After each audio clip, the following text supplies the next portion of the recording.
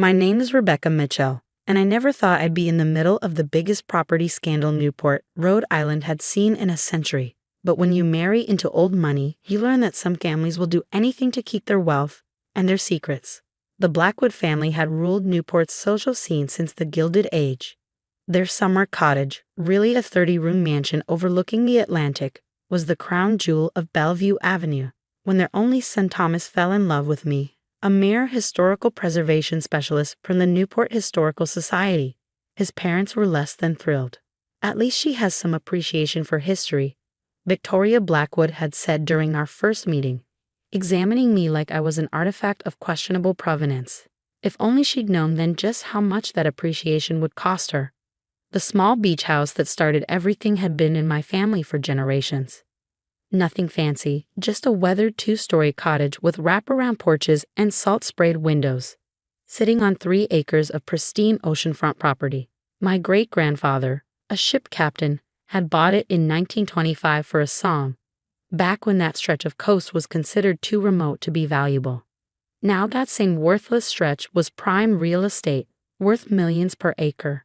The Blackwoods had been trying to buy up the entire coastline for their latest development project, a luxury resort that would restore Newport to its former glory. As my father-in-law Charles loved to say, my beach house was the last holdout, a stubborn reminder that not everything in Newport was for sale. At least that's what I thought until Thomas lost everything in a series of disastrous investments. "It's not your fault, darling," I'd said, holding him as he confessed how badly he'd screwed up. "We'll figure something out." But the Blackwoods had already figured it out. They knew their son's weakness for risky ventures had probably encouraged it. Now they had the leverage they needed. The family dinner was set for a Friday evening at Marble House, their summer mansion. Everything about it felt wrong from the moment we arrived. The butler directed me to sit at the far end of the massive dining table, separated from Thomas by the length of polished mahogany. "Rebecca, dear," Victoria began, her voice dripping with false concern. "We need to discuss Thomas's situation." Charles didn't bother with pleasantries. He pulled out a thick folder and slid it across the table. "Your husband owes $2.7 million to some very impatient people who aren't as understanding as family." My hands shook slightly as I opened the folder. Inside were loan documents, investment records, and finally, a deed transfer for my beach house. "The property is worth at least $5 million, Victoria added, as if she were doing me a favor. "Sign it over, and we'll clear Thomas's debts." "Refuse?" She glanced meaningfully at her son, who wouldn't meet my eyes. "You'll make sure he divorces me," I finished quietly, "and I suppose these impatient people would make his life very difficult." Charles smiled thinly. "You always were clever, Rebecca. Perhaps too clever for your own good." I looked at Thomas, still staring at his plate. 5 years of marriage, of love and trust, crumbling in a single evening. But what they didn't know, what none of them knew, was that I'd spent those 5 years doing more than just playing the dutiful daughter-in-law. Working at the Historical Society had its advantages. I'd seen the original property surveys, the old maps that the town's founding families thought were safely buried in archives. I knew secrets about the Newport coastline that even the Blackwoods, with all their generations of wealth, didn't know. "May I at least pack up my family's belongings?" I asked, signing the transfer with steady hands. "Of course, dear," Victoria purred. "Take the weekend. We'll start demolition on Monday." I drove home alone that night, leaving Thomas to celebrate with his parents. The beach house was dark when I arrived, but I didn't need light to find what I was looking for. In my grandfather's old study, behind a loose panel of weathered wainscoting, lay the true treasure of the property, documents that would shake the Blackwoods empire to its foundations. My great-grandfather hadn't just bought a beach house in 1925. He bought something far more valuable, something the original owners had desperately tried to hide. And on Monday, when the Blackwoods demolition crew arrived, they would find out exactly what they'd taken from the wrong person. I spent that weekend methodically preparing, just as I had been for the past 5 years. Every document was copied and securely stored. Every piece of evidence carefully cataloged. I'd learned from the Blackwoods themselves that power isn't just about money. It's about knowing when and how to use what you know. Sunday night, as I packed the last box into my car, I took one final walk along the beach. The waves crash against the shore, constant and eternal, just as they had when my great-grandfather first bought this land. He'd known its true value wasn't in the building or even the location.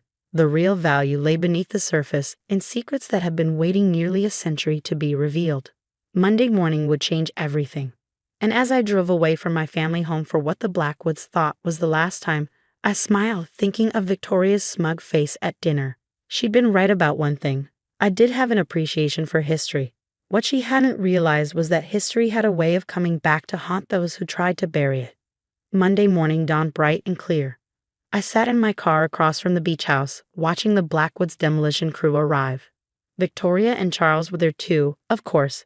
They never missed a chance to gloat. I could see Victoria gesturing grandly, probably already planning where their luxury resort's main entrance would be. At exactly 9:00 a.m., just as Charles was raising a ceremonial sledgehammer for the cameras, 3 black SUVs pulled up. The men and women who stepped out weren't construction workers or reporters. Mr. and Mrs. Blackwood. A tall woman in a dark suit flashed her credentials. I'm Agent Sarah Martinez, FBI Historical Artifacts Division.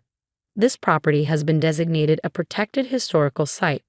All demolition activities need to cease immediately. The look on Victoria's face was worth every moment of the past 5 years.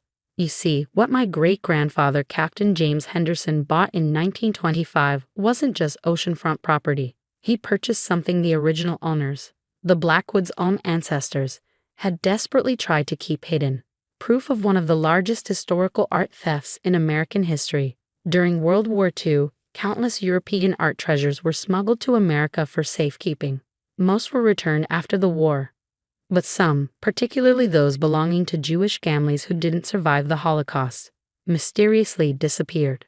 The original Blackwood patriarch, Theodore Blackwood, had built a sophisticated underground vault system beneath the coastline, using it to store and later sell priceless artworks.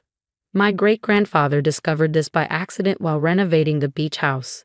Instead of exposing the truth, he documented everything meticulously, knowing the time would come when this information would be crucial. This is absurd, Charles sputtered, his face turning an alarming shade of red. We have all the proper permits. Actually, I said, stepping forward with a thick folder, you don't. The original 1925 property survey, which I recently submitted to the Historical Society's archives, shows extensive underground structures that were never included in any subsequent property records. Agent Martinez nodded. Structures that match the descriptions of storage facilities used in one of the largest art theft operations of the 1940s. Victoria's composure finally cracked. You have no proof. Oh, but I do, I interrupted softly. My great-grandfather kept very detailed records. Photographs, shipping manifests, even letters from your grandfather, Theodore Blackwood, discussing how to handle inquiries from Holocaust survivors' families about their missing collections. The next few hours were chaos. As FBI agents swarmed the property with ground-penetrating radar equipment, I sat in Agent Martinez's vehicle, explaining everything. How I discovered my great-grandfather's documents shortly after marrying Thomas. How I'd spent years quietly verifying every detail, building an ironclad case. How I'd waited, knowing the Blackwoods would eventually show their true colors. The vault network extends under multiple properties along the coast. I explained, spreading out the old surveys. The beach house was just the access point. That's why they were so desperate to get this particular piece of land. By afternoon, the story had broken nationally. FBI uncovers World War II art theft ring in Newport Mansion, screamed the headlines. Reporters swarmed Bellevue Avenue as agents carried box after box of documents from the Blackwood mansion. Thomas found me that evening, sitting on the beach house's porch swing. He looked lost, younger somehow, without his family's wealth and influence to shield him. Did you know? He asked quietly. When you married me, did you know about all this? I shook my head. I discovered it after. I kept hoping you'd prove to be different from them. That's why I waited so long to come forward. He sat beside me, watching the waves. I'm sorry, he said finally, for being too weak to stand up to them, for letting them manipulate me. I know, and I did know. Thomas had been as much a victim of his family's toxic legacy as anyone. What will you do now? Cooperate with the investigation, he said firmly. It's time the truth came out. All of it. Over the next year, the full scope of the Blackwood art theft operation was revealed. Hundreds of artworks, worth billions, were recovered and returned to the descendants of their rightful owners.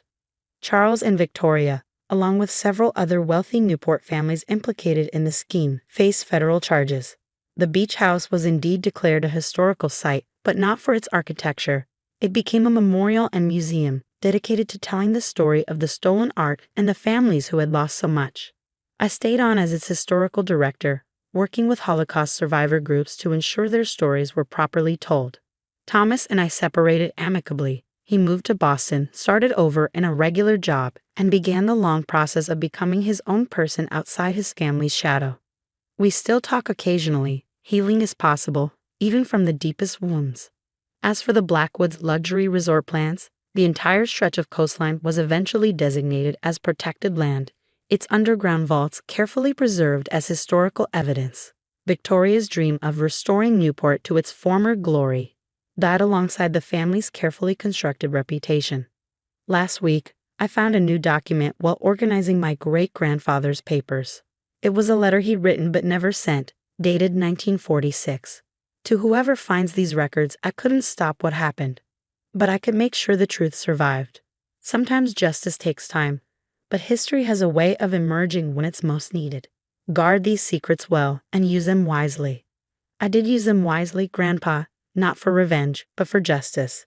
Not to destroy, but to restore.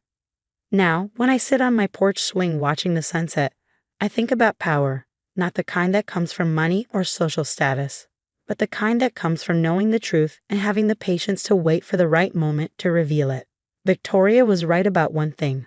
I do have an appreciation for history. What she never understood was that history isn't just about preserving the past. It's about learning from it, making amends for it, and sometimes using it to right ancient wrongs. The beach house still stands, its weathered shingles and salt-sprayed windows telling a story far different from what anyone could have imagined. It's no longer just my family's home. It's a testament to the fact that truth, like the tide, cannot be held back forever. And sometimes, the most valuable treasures aren't gold or artwork or oceanfront property. Sometimes they're the simple things: truth, justice, and the courage to stand up for what's right, even when it costs you everything you thought you wanted. As for me, I'm still here, still telling the story to visitors who come to the museum.